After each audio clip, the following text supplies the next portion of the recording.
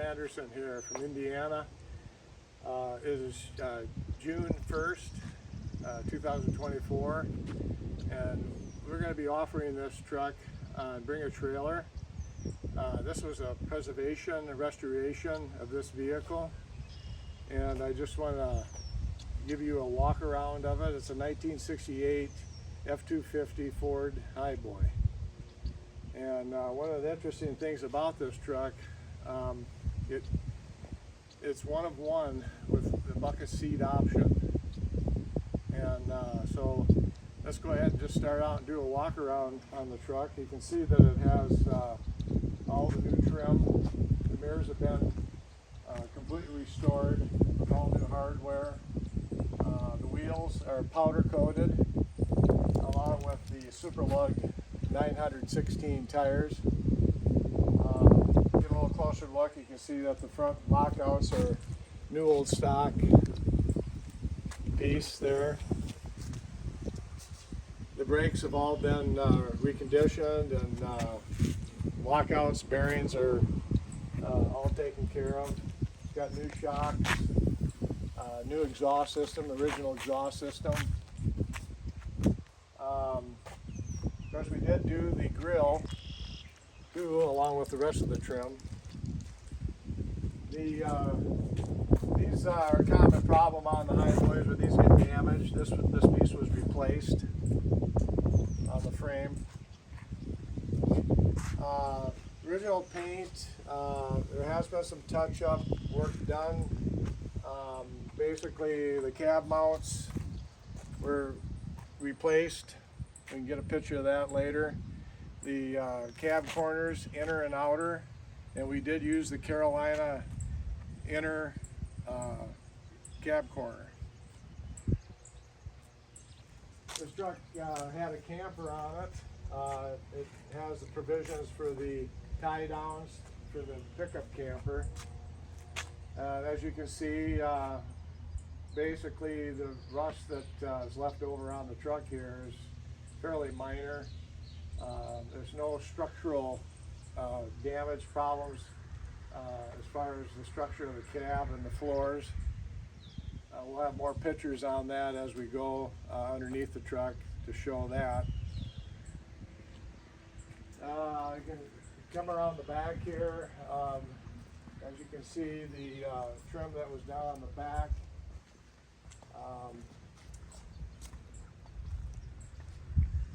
This truck was sold in Colorado at the Jess Hunter Ford dealer, and that is all part of the Marty report that was done on it, and that will show where it was sold and all the options of the truck. And as you can see here on the bucket seat options here with the paint and trim code, it is one of one.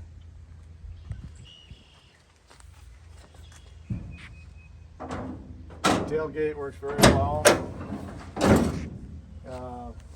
We did a satin clear coat on the whole truck, and then on the bed we did more of a clear coat finish in the bed. It's really solid. As you can see, it has some holes drilled here and there, but it's very good condition up through the corners and such. And then of course we mounted the tire on the bed here.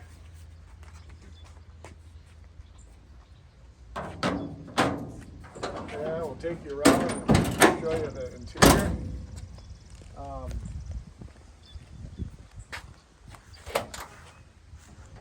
As you can see, the bottoms of the doors are pretty solid. Rocker panels. Also, the carpet's been replaced. Dash pad. It's a bolt-on dash pad. It's not just a cover. And the seats were reconditioned with the original parchment color. And as you can see in the back with the trim piece for the optional bucket seat chrome that goes across the back that covers the tank. Thanks to Matt, he helped me out on getting that trim. It was actually missing from the truck. It's got the all new door rubbers, windshield rubber, back rubber. The back glass had been replaced. All the rest of the glass is Carlite.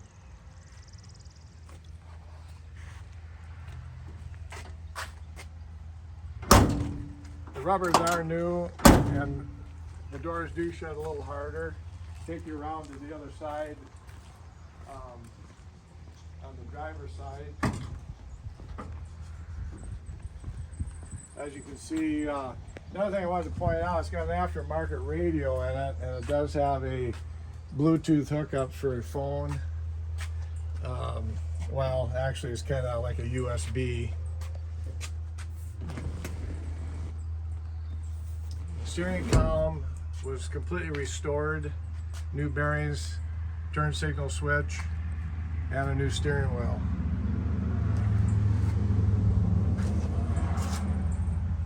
Interesting option on the emergency brake. It's not a foot pedal, it's got a lever, parking brake lever instead of the foot pedal. It does have gauges. All the gauges in the dash work. Fuel gauge, temperature, the voltmeter, amp meter gauge, and temperature gauge. Now the only gauge that does not work is the gauge, aftermarket temperature gauge. But oil pressure and temperature, or no, oil pressure and voltmeter work on the aftermarket gauges. If you can see a little bit about the headliner, it does have the chrome trim for the upgraded interior, and also dome light, and everything works as it should. Also, it has the optional cargo light on the back, which is operates fine. And as you can see, the indicator light on the dash for the cargo light is in operation.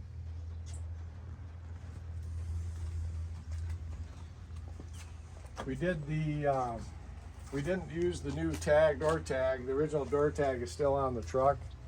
Marty report did send a new tag. It's in that information there. And as far as the rest of the brakes go, the stainless steel brake lines were done.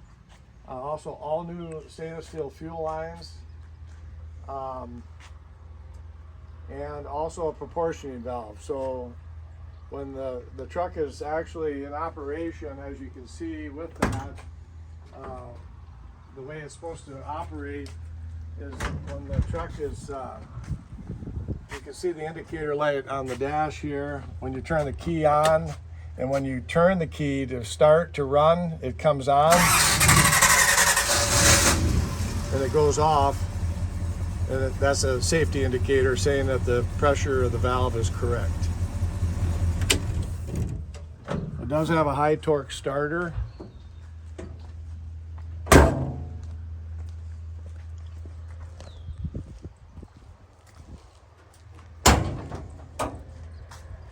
The radiator support was replaced along with the inner fender wells, and they were all powder coated. Hood hinges were reconditioned and proper hold down for the battery. And then going into the engine has been rebuilt. Unfortunately, we don't have any paperwork on it, but it's very strong running.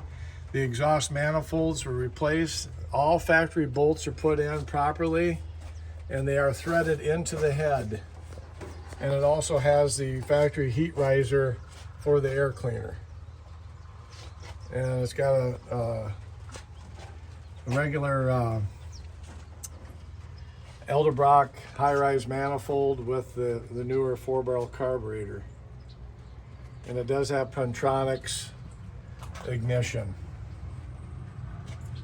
Oh, and then of course this truck does have power steering and power brakes. The power steering box is the 77 Highboy power steering box. And it does have the power brake booster, as you can see, and works very well, along with the washer. It's all hooked up. The washers squirt like they're supposed to. And also the radiator was re-cored. It has a brand new re-cored radiator. And then of course we have the fan shroud that's in place. As you can see, I think you can give another zoom in on the bottom of the steering column with the updated billet bearing that's on the bottom of the steering column. And you might even be able to get a shot over here on the high torque starter. You can see that. And that works very nice. They're cranking over. All the leaf springs have been replaced also.